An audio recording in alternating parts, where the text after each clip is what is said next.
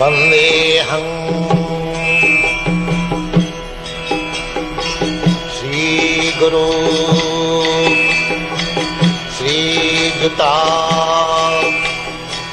पदकमलं। हरे कृष्ण। आप सभी भक्तों को मेरा कोटि कोटि प्रणाम। युधिष्ठिर महाराज ने एक बार भगवान श्री कृष्ण से पूछा, हे गोविंद, हे वासुदेव, आपको मेरा नमस्कार है। श्रावण मास के कृष्ण पक्ष में कौन सी एकादशी होती है? मैं उसका महात्म्य सुनना चाहता हूँ। भगवान श्री कृष्ण बोले, हे राजन, सुनो, मैं तुम्हें एक पाप नाशक उपाख्यान सुनाता हूं, जिसे पूर्व काल में ब्रह्मा जी ने नारद जी के पूछने पर कहा था। नारद जी ने प्रश्न किया, हे भगवान, मैं आपसे ये सुनना चाहता हूं कि श्रावण मास के कृष्ण पक्ष में जो एकादशी होती है उसका नाम क्या है, उसमें किस देवता का विशेष पूजन होता है, जो भी उसका पुण्य है प्रभु में, वो सब सुनना चाहता हूं। ब्रह्मा जी ने कहा, नारद सुनो, मैं संपूर्ण लोगों के हित की इच्छा से तुम्हारे प्रश्न का उत्तर दे रहा हूं। श्रावण मास में जो कृष्ण पक्ष की एकादशी होती है उसका नाम कामिका एकादशी है। उसके स्मरण मात्र से वाजपेयी यज्ञ का फल मिलता है।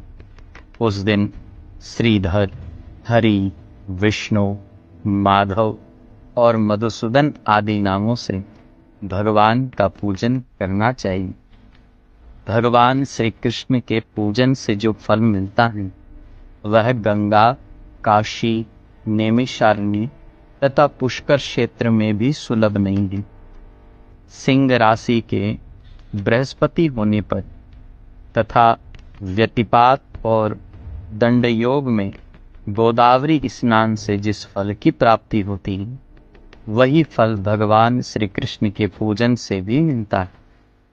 जो समुद्र और वन सहित समूची पृथ्वी का दान करता है तथा जो कामिका एकादशी का व्रत करता है, वे दोनों समान फल के भागी माने गए।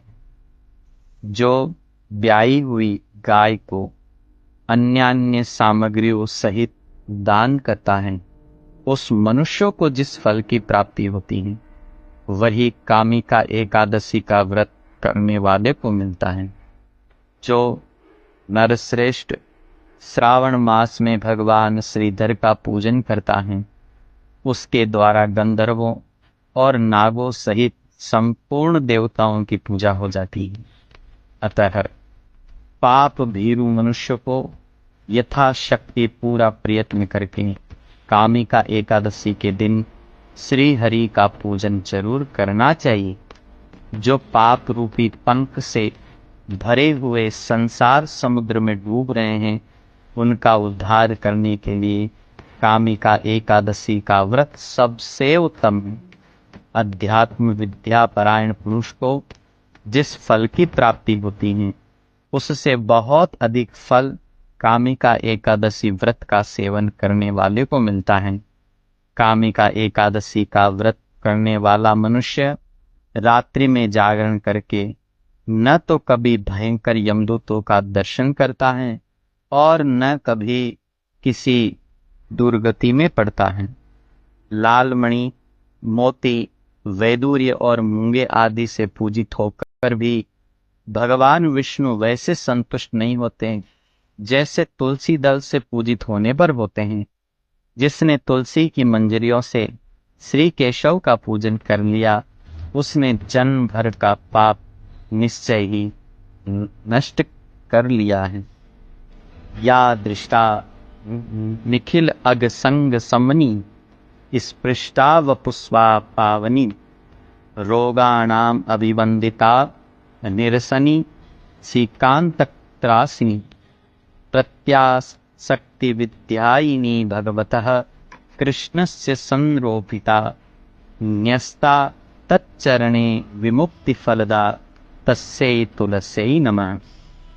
जो दर्शन करने पर सारे पाप समुदाय का नाश कर देती हैं, स्पर्श करने पर शरीर को पवित्र बनाती हैं, प्रणाम करने पर रोगों का निवारण करती हैं, जल से सींचने पर यमराज को भी भय पहुंचाती हैं, आरोपित करने पर भगवान श्री कृष्ण के समीप ले जाती हैं और भगवान के चरणों में चढ़ाने पर मोक्ष रूपी फल प्रदान करती हैं, उस तुलसी देवी को नमस्कार है। जो मनुष्य एकादशी को दिन रात दीप दान करता है, उसके पुण्य की संख्या चित्रगुप्त भी नहीं जानते।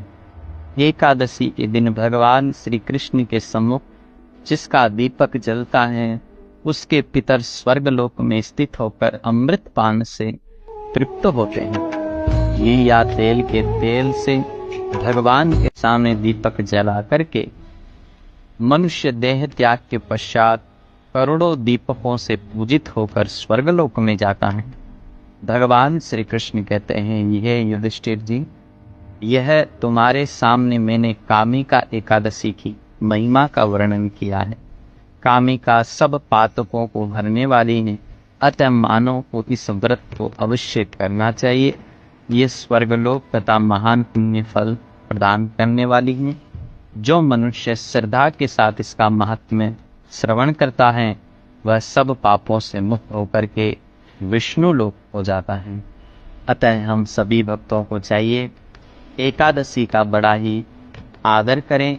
इस दिन खूब हरिनाम लेने, खूब गीता भागवत आदि शास्त्रों का अध्ययन करें, प्रभु सेवा करें और अपने जीवन को धन्य बनाएं। पुनः आप सभी के चरणों में कोटि कोटि वंदन प्रणाम। श्रील प्रभुपाद महाराज की जय, गौर निताय भगवान की जय, राधा कृष्ण भगवान की जय। निताय गौर हरि प्रेमानंदे, हरि हरि बोल।